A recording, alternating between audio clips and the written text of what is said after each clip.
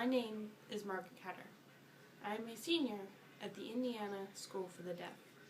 I am asking you not to allow House Bill 1367 to pass through the Senate.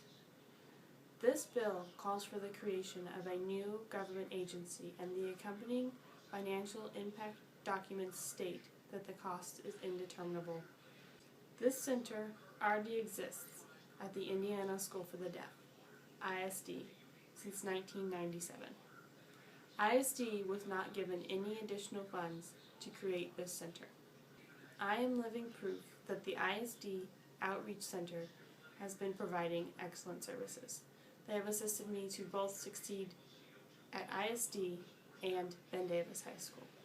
The proponents of this bill state that ISD Outreach does not provide spoken English services. I am fluent in both spoken English and ASL, as are all of my amplification-wearing peers. I am graduating and am going on to public college with academic scholarships to study dance, as are many of my peers. Rather than pass this bill without scrutiny, I ask that you investigate the claims that ISD is not providing good services. You will be handed stacks of testimony claiming bias.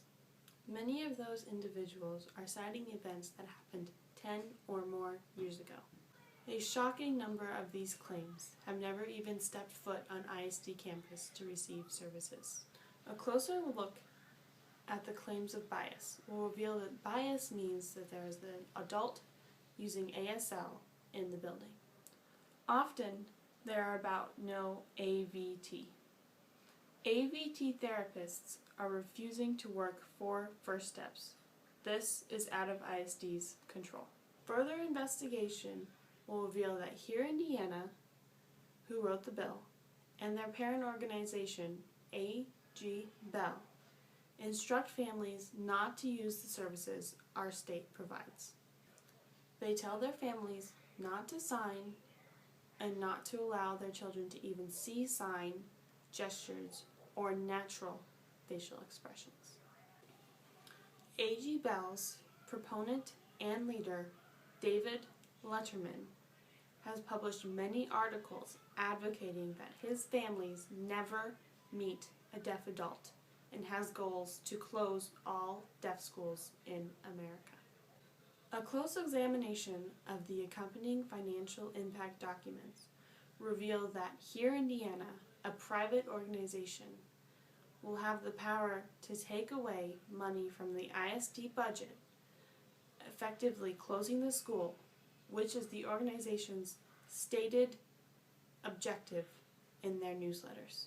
Instead of believing claims of individuals who have never used ISD's outreach services, I ask that you research a little deeper. Look at actual evaluations that are being produced right now.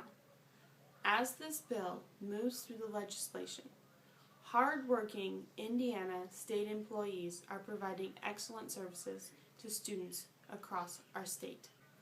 All of these individuals are working with a $20,000 to $40,000 pay cut from their salaries due to the governor's slashing of ISD's budget.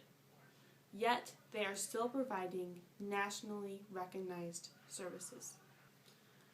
The bill calls for the creation of a center for the deaf and hard of hearing education to be monitored and supervised by the Office of Management and Budget. Shouldn't an education-focused center be under the Department of Education?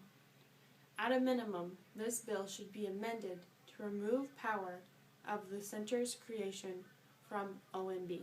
The actual writers of this bill are already lined up to get cherry public contracts and benefit tremendously from the section of the bill allowing the center to be run by contract. This should be removed so that the committee are the ones who determine how the center is run. I implore you to read actual evaluation and consultation reports.